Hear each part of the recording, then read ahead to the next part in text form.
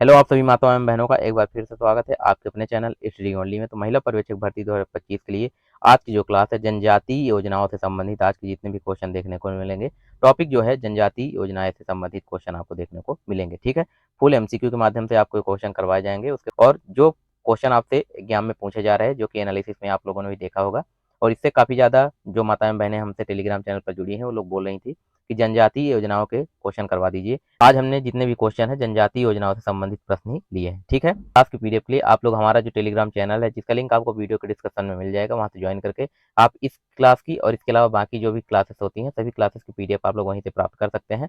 साथ ही डेली के एनालिसिस के लिए आप लोग जो हमारा फेसबुक और इंस्टाग्राम का पेज है उसे फॉलो कर लीजिए। वहां से आप लोग डेली का डेली जो भी एनालिसिस एग्जाम का होता है वो वहां से आपको वीडियो मिल जाएंगे। ठीक है, माताओं एवं बहनों को हमारी क्लासेस पसंद आती हैं लोग चैनल को सब्सक्राइब और वीडियो को लाइक जरूर कर लें और साथ ही बेल आइकन भी प्रेस कर लें, क्योंकि वहाँ सभी के लिए महिला पर्यवेक्षक भर्ती 2025 से रिलेटेड सभी सब्जेक्ट की डेली क्लासेस लेकर जरूर आते हैं एग्जाम एनालिसिस के आधार पर। ठीक, तो चलिए आइए स्टार्ट करते हैं आज की क्लास। क्वेश्चन नंबर फर्स्ट की बात करते हैं। क्वेश्चन नंबर फर्स्ट दिया गया दापा की प्रथा जो है, दापा प्रथा का नाम है किस जनजाति के बीच प्रसिद्ध है। दापा प्रथा जो है किस जनजाति के बीच जो है वो प्रसिद्ध है। आपके सामने ऑप्शन है, इसका जो राइट आंसर है ऑप्शन ए है, यानी भील जनजाति के बीच जो है दापा जो प्रथा है वो प्रचलित है। ठीक है, किस जनजाति के अंतर्गत, तो भील जनजाति के बीच में। ठीक, फिर क्वेश्चन नंबर सेकंड की बात करते हैं। क्वेश्चन नंबर यहाँ सेकंड दिया गया है कि निम्नलिखित में से कौन सा राज्य 2021 में वन धन विकास योजना के तहत चैंपियन राज्य के रूप में उभरा है। ये आपके सामने ऑप्शन है, इसका जो राइट आंसर है ऑप्शन डी होगा, यानी मणिपुर राज्य जो है वह 2021 में वन धन विकास योजना के तहत चैंपियन राज्य के रूप में उभरा है। कौन सा राज्य? मणिपुर राज्य। ठीक,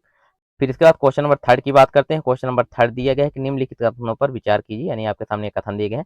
कथन फर्स्ट की बात करें तो प्रधानमंत्री जन आरोग्य योजना पीएमजेएवाई की वित्त पोषण संरचना केंद्र और राज्य सरकारों के बीच सहकारी संघवाद को दर्शाती है। कथन दूसरा है पीएमजेएवाई को सभी राज्यों के लिए केंद्र और राज्य सरकारों के बीच 50-50% के अनुपात में वित्त पोषित किया गया, यानी जो भागीदारी है तो क्या केंद्र और राज्य दोनों के बीच 50-50% है, और जो कथन दूसरा है। और कथन फर्स्ट जो है ये है। ठीक, तो इसका जो राइट आंसर है ऑप्शन सी होगा, कि कथन एक सही है लेकिन कथन जो दूसरा है वो गलत है। ठीक, इसका जो राइट आंसर है ऑप्शन सी होगा। फिर क्वेश्चन नंबर फोर की बात करते हैं। क्वेश्चन नंबर फोर दिया गया कि भारत में सामाजिक समूहों के संबंध में पीवीटीजीएस का अर्थ क्या है। जो भारत में सामाजिक समूहों का संबंध है तो उसमें पीवीटीजी का अर्थ क्या होता है, ये आपके सामने ऑप्शन है। तो इसका जो राइट आंसर है ऑप्शन सी होगा, यानी विशेष रूप से सुबोध्य जनजातीय समूह जो है इसका अर्थ होता है। इसका अर्थ क्या होता है? तो विशेष रूप से सुबोध्य जनजातीय समूह। ठीक, फिर इसके बाद क्वेश्चन नंबर फाइव की बात करते हैं। क्वेश्चन नंबर फाइव दिया गया कि हरियाणा राज्य में किस वर्ष डॉक्टर अंबेडकर मेधावी छात्र संशोधित योजना आरंभ की गई। ये आपके सामने ऑप्शन है। तो इसका जो राइट आंसर है ऑप्शन सी होगा, यानी 2005 और 2006 के बीच जो डॉक्टर अंबेडकर मेधावी छात्र संशोधित योजना है वो आरंभ की गई कहाँ? हरियाणा राज्य में। ठीक है, फिर इसके बारे में आगे जानकारी ले लेते हैं थोड़ी सी। तो अनुसूचित जाति और पिछड़े वर्ग के छात्रों के बीच योग्यता को प्रोत्साहित करने के लिए वर्ष 2005-6 में डॉक्टर अंबेडकर मेधावी छात्र योजना नामक एक योजना शुरू की गई थी। ठीक, फिर क्वेश्चन नंबर सेवन की बात करते हैं। क्वेश्चन नंबर सेवन है कि मेधावी छात्र स्कूटी, यानी कि मेधावी छात्रा यहाँ होगा, छात्रा स्कूटी योजना राजस्थान में शिक्षा को सशक्त कर रही है, इस योजना का क्या नाम है। ठीक है, आपसे पूछा जा रहा है कौन सी योजना है जो मेधावी छात्रा स्कूटी योजना राजस्थान में शिक्षा को सशक्त कर रही है। आपके सामने ये ऑप्शन है। तो इसका जो राइट आंसर है ऑप्शन डी होगा, यानी कालीबाई भील जो योजना है मेधावी छात्रा स्कूटी योजना राजस्थान में शिक्षा को सशक्त कर रही है। ठीक है, फिर क्वेश्चन नंबर 8 की बात करते हैं। क्वेश्चन नंबर 8 है कि निम्नलिखित में से कौन सी योजना वित्त मंत्रालय से संबंधित नहीं है। ये आपके सामने ऑप्शन है। तो इसका जो राइट आंसर है ऑप्शन बी होगा, यानी प्रधानमंत्री कौशल विकास योजना जो है यह वित्त मंत्रालय से संबंधित नहीं है। बाकी प्रधानमंत्री गरीब कल्याण योजना वित्त मंत्रालय से संबंधित है। किसान विकास पत्र, प्रधानमंत्री सुरक्षा बीमा, ये तीनों जो योजनाएं हैं तो ये सभी वित्त मंत्रालय से संबंधित है। बाकी प्रधानमंत्री कौशल विकास योजना जो है यह वित्त मंत्रालय से संबंधित नहीं है। ठीक, फिर इसके बाद इसमें और आगे बात कर लेते हैं तो प्रधानमंत्री गरीब कल्याण योजना के बारे में। तो इसकी जो शुरुआत है 2016 में नरेंद्र मोदी जी सरकार के तहत प्रधानमंत्री गरीब कल्याण योजना की शुरू की गई थी।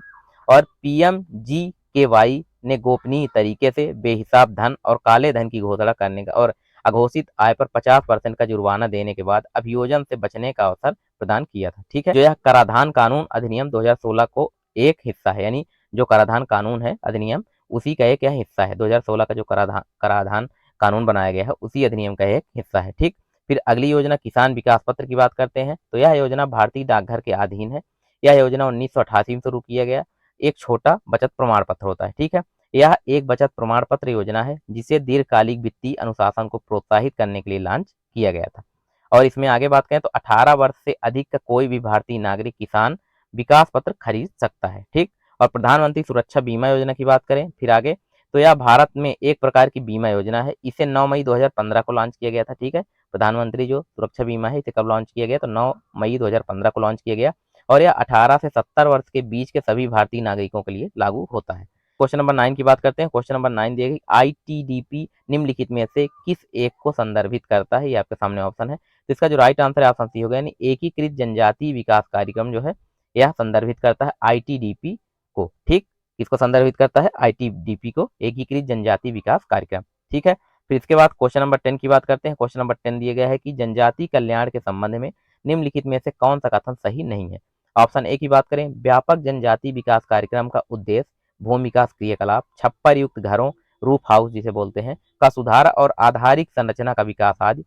ऑप्शन ए है ये। ऑप्शन बी की बात करें तो अनुसूचित जनजाति और अन्य परंपरागत वन निवासी अधिनियम के अनुसार वनों में स्थित गांवों को सामुदायिक अधिकार दिए जाते हैं। ऑप्शन सी, विशेष क्षेत्र विकास कार्यक्रम का उद्देश्य वन क्षेत्र उत्पादों का जनजातियों में समान रूप से वितरण करना।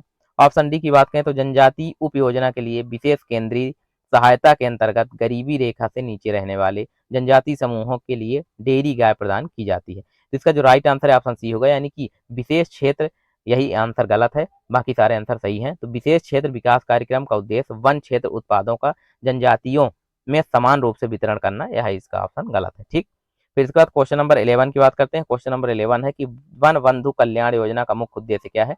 जो वन बंधु कल्याण योजना है इसका मुख्य उद्देश्य क्या है। ऑप्शन ए की बात करें वन आवरण बढ़ाने के लिए है।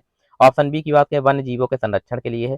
ऑप्शन सी की बात करें आदिवासियों का कल्याण। ऑप्शन डी नदियों का संरक्षण। तो इसका जो राइट आंसर है ऑप्शन सी है, यानी आदिवासियों के कल्याण के लिए यह योजना है। ठीक, फिर क्वेश्चन नंबर 12 की बात करते हैं। क्वेश्चन नंबर 12 है कि मक्का के लिए 2018-19 के लिए जो न्यूनतम समर्थन मूल्य है तो यह कितना रखा गया था, निर्धारित किया गया था। तो इसका जो राइट आंसर है ऑप्शन सी है, यानी 1700 रुपए प्रति क्विंटल रखा गया था 2018-19 में मक्के के मूल्य का। ठीक, फिर इसके बाद क्वेश्चन नंबर 13 की बात करते हैं। क्वेश्चन नंबर 13 है, भारत में सामाजिक समूहों के संबंध में पीवीटीजी इसका अर्थ है। भारत में जो सामाजिक समूहों के संबंध में पीवीटीजी का अर्थ क्या है, ये आपके सामने ऑप्शन है। तो इसका जो राइट आंसर है ऑप्शन सी होगा, यानी विशेष रूप से सुभेद जनजातीय समूह इसका अर्थ होता है। ठीक है, फिर क्वेश्चन नंबर 14 की बात करते हैं। क्वेश्चन नंबर 14 है, स्वदेश दर्शन योजना के तहत भारत सरकार ने किस राज्य में पहली जनजातीय सर्किट जो परियोजना शुरू की है। इसका जो राइट आंसर है ऑप्शन सी होगा, यानी छत्तीसगढ़ में स्वदेश दर्शन योजना के तहत भारत सरकार ने जो है छत्तीसगढ़ में पहली जनजातीय सर्किट परियोजना शुरू की है। ठीक है, बाद इसमें थोड़ा सा आगे जानकारी ले लेते हैं। तो 14 सितंबर 2018 को स्वदेश दर्शन योजना के तहत छत्तीसगढ़ राज्य में पहली आदिवासी सर्किट परियोजना शुरू की गई थी।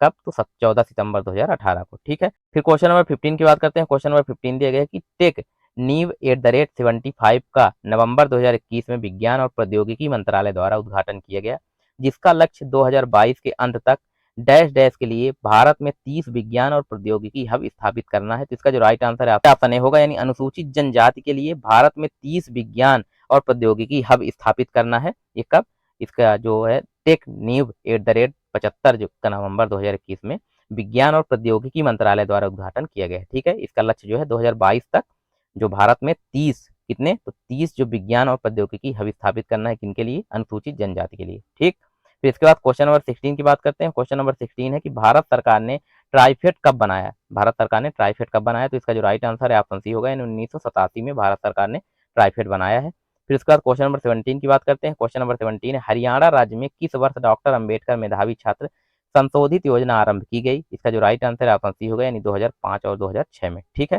फिर इसके बाद इसमें आगे बात कर लेते हैं। तो हरियाणा राज्य में वर्ष 2005-6 में डॉक्टर अंबेडकर मेधावी छात्र संसद योजना शुरू की गई थी।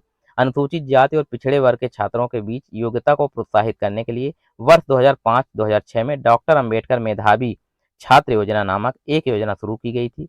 यह 2009 में संशोधित किया गया है, जो इस योजना को जनता की योजना बनाता है। ठीक है, 2009 में इसको संशोधित करके इसका जो नाम है जनता की योजना बनाता है, इसका नाम चेंज कर दिया गया। ठीक, फिर इसके बाद इसमें आगे बात करें तो अब इस योजना को डॉक्टर अंबेडकर मेधावी छात्र योजना के रूप में जाना जाता है। वर्ष 2005-6 में लाभार्थियों की जो कुल संख्या थी 1495 से बढ़कर 1495 थी और 2009-10 में इसका जो संख्या टोटल करीब 10,855 बढ़ गई। ठीक है, जो प्रमुख क्वेश्चन थे ये थे। अगर आप लोगों को एमपी की जनजाति से रिलेटेड प्रमुख क्वेश्चन चाहिए तो वो भी हम आप लोग को कल प्रोवाइड कर देंगे। जिन माताओं बहनों का कल एग्जाम है और जिनका आने वाले दिनों में एग्जाम है उन सभी को ऑल द बेस्ट।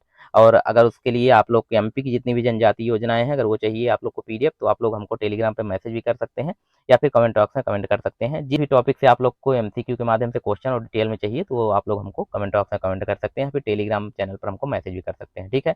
तो जिन माताओं बहनों को हमारी क्लासेस पसंद आई, वो लोग चैनल को सब्सक्राइब और वीडियो को लाइक जरूर कर लें और साथ ही बेल आइकन भी प्रेस कर लें, क्योंकि हम आप सभी के लिए महिला पर्यवेक्षक भर्ती 2025 से रिलेटेड सभी सब्जेक्ट की डेली क्लासेस लेकर जरूर आते हैं। और आप लोगों को पता है कि जो आप लोग का डेली एग्जाम का एनालिसिस है, वो हमारे जो फेसबुक और इंस्टाग्राम का पेज है, उस पे आप लोगों को वीडियो मिल जाएगा, तो आप लोग पेज भी फॉलो जरूर कर लीजिए, ठीक है? और पीडीएफ के लिए आप लोग हमारा जो टेलीग्राम चैनल है, उसको जरूर ज्वाइन कर लीजिए। तो मिलते हैं आप सभी से नेक्स्ट क्लास में, तब तक के लिए आप सभी का धन्यवाद।